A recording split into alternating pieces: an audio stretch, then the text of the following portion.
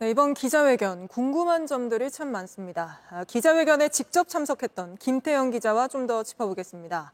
자, 김 기자, 기자회견 보면서 이 점이 제일 궁금하던데요.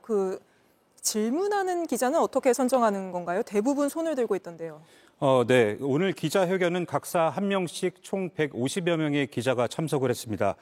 질문 순서는 정하지 않았고 김수경 대변인이 즉석에서 지목해 20명의 기자가 질문을 했습니다. 저도 미리 질문을 준비했지만 질문 기회는 받지 못했습니다. 네.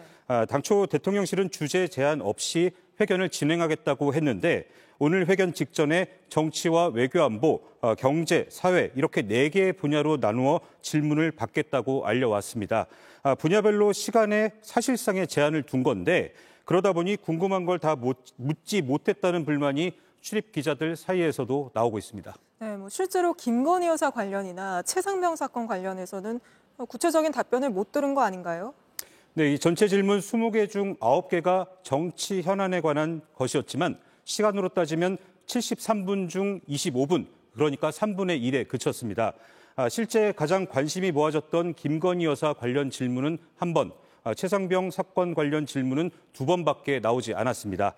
두 번째 질문 기회를 받아서 추가로 답변을 끌어낼 수 있어야 했는데 같은 기자에게 추가 질문의 기회는 주어지지 않았습니다. 네. 국민이 알고 싶거나 오해하는 부분에 대해 소상히 설명하기 위한 취지라는 게 이번 기자회견에 대한 대통령실의 설명이었는데 여기엔 미치지 못했다는 지적도 나옵니다. 네, 기자회견에서 윤 대통령으로부터 듣지 못한 답변들 어떤 게 있는지 여기서 한번 짚어보죠.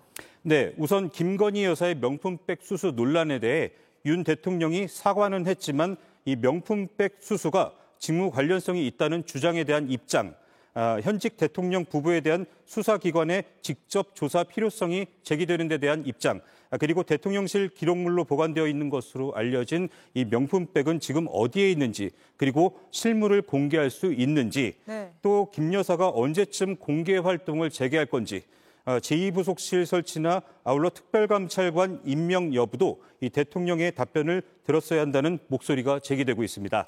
여기에 최상병 사망 사건과 관련해선 윤 대통령이 수사 관련 보고를 받거나 지시를 한 적은 없는지, 이시원 공직기강 비서관은 왜 국방부 법무관리관과 통화를 했는지 등 대통령의 설명을 들을 수는 없었습니다.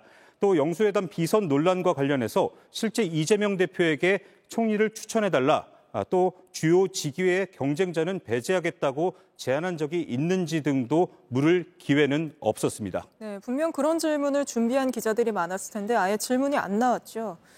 그리고 또 궁금한 게 외교안보 분야에서는 외신 기자들에게만 질문을 받던데 굉장히 이례적인 거 아닌가요? 네, 이전 대통령 기자회견에서도 외신 기자에게 질문 기회를 주어왔지만 외교안보 분야 4번의 질문 기회를 모두 외신 기자에게 준 건 이례적입니다.